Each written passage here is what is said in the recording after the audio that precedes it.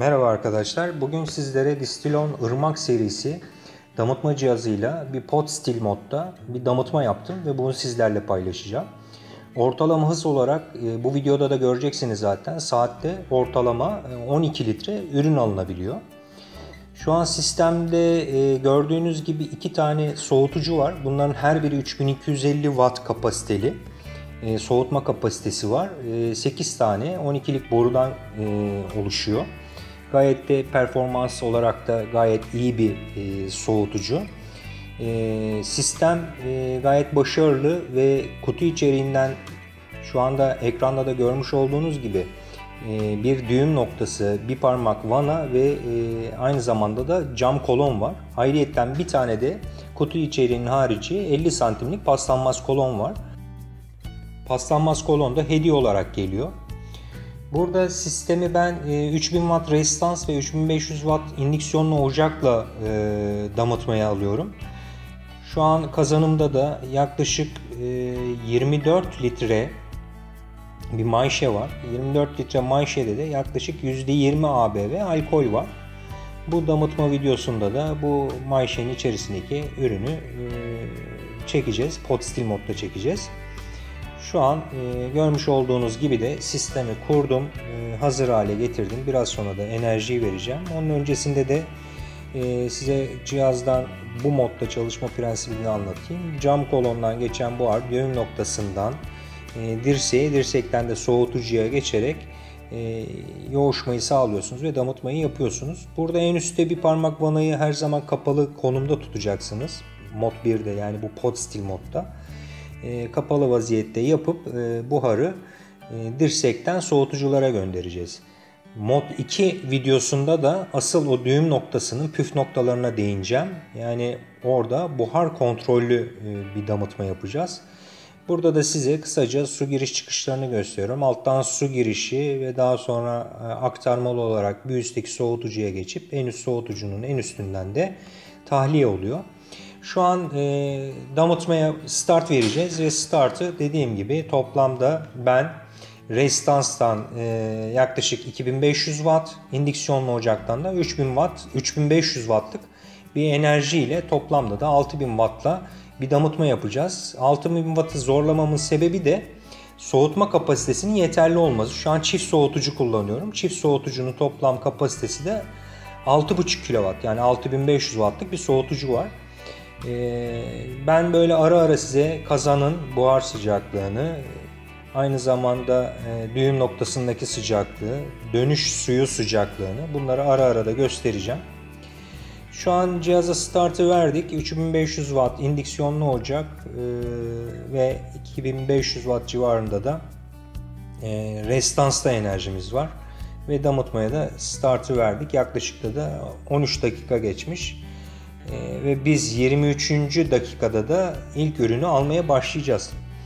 Sistemde cam kolonun faydası çok büyük. Yani gelen buhar yolunu gözlemleyebiliyorsunuz. Şu an gördüğünüz gibi bir buğulanma meydana geldi ve bunu biraz sonra ilk ürün geldiğinde de cam kolonda da gözlemleyeceksiniz.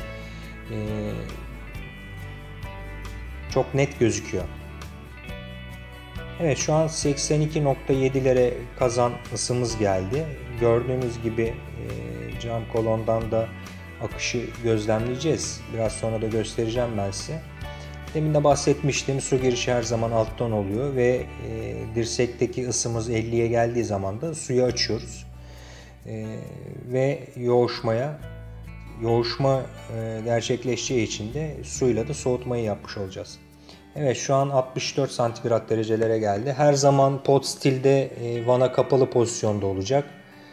Ve yaklaşık da 22 dakika olmuş. 23. dakikalarda da ürün gelmeye başlayacak. Ve hızını da sizler de göreceksiniz. İnanılmaz bir hız. Yaklaşık 10 dakikada 2 litre alacağız. Evet, cam kolonda da gözlemliyorsunuz şu an. Ortam ısısıyla yoğunlaşanlar geri dönüyor ve bunu da çok rahatlıkla gözlemleyebiliyorsunuz.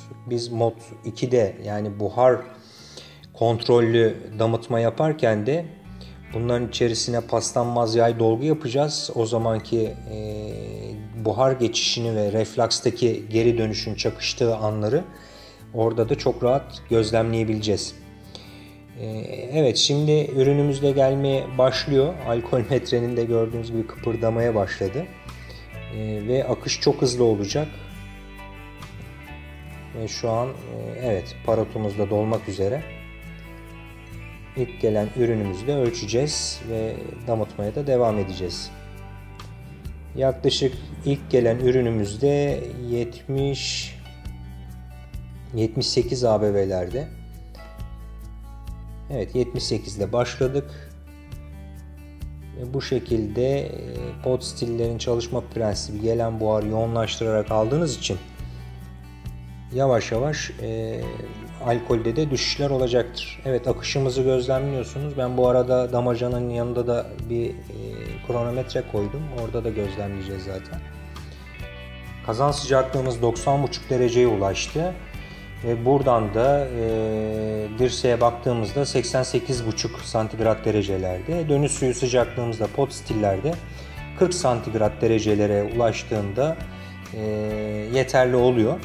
Şu an yaklaşık biz ilk damlayı alalı 10 dakika geçti ve 10 dakikada toplamda 2 litre almış olduk. Yani 10 dakikada 2 litre ile şu an damıtma hızımız. Damacananın yanında demin de bahsetmiştim. Kronometreyi de çalıştırmıştım. Oradan da göreceğiz. Ve ikinci litrede de gelen alkolümüz yaklaşık kaç ABV bakalım, yaklaşık 68 ABV'lerde de ürünümüz geliyor.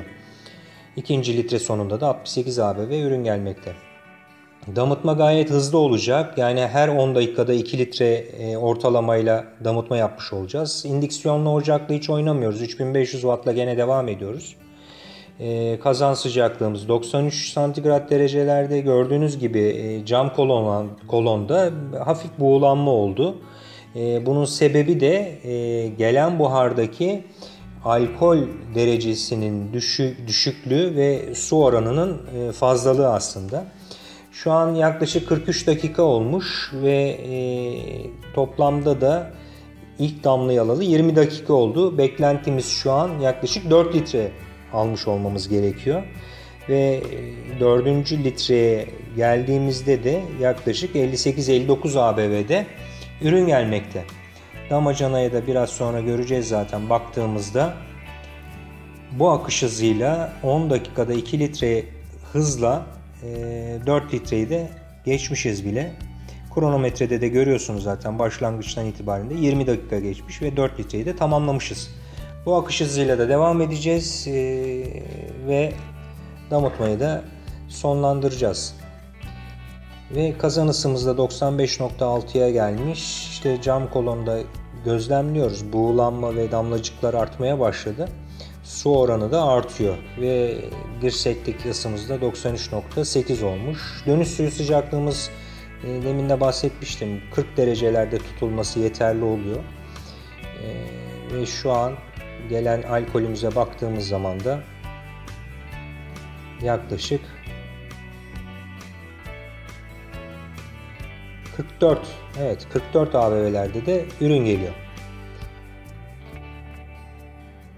Ve 6 litreyi de tamamlamış oluyoruz. Yaklaşık da yarım saat geçmiş. Yarım saatte 6 litre. Bu da toplamda yani saatte bu kapasiteyle 6 kW ısıtıcı ve 6500 Watt soğutucuyla saatte 12 litre alabileceğiniz anlamına geliyor. Gayet başarılı bir cihaz.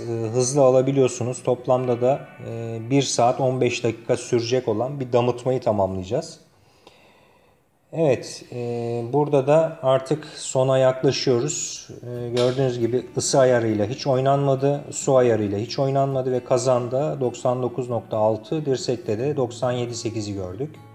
Artık damıtmanın sonuna geldik ve gelen ürününde siz de göreceksiniz, artık gelen üründe de alkolün çok azaldığını, yani %10'a kadar düştüğünü ve su oranının arttığını ve toplamda da biz damıtma boyunca da 9 litreye yakında ürün aldık. Ve toplamda da yaklaşık 53 dakikada 9 litre, biraz da parotta birikmiş olan var. Onu da damacanaya alacağım birazdan. Ve ısı kaynaklarını kapatıyoruz. İndüksiyonlu ocağı ve restansı kapatıyoruz. Damıtmayı da sonlandırıyoruz. Burada özetle bahsetmek gerekirse biz 24 litre bir Mayşe'yi damıtmaya aldık.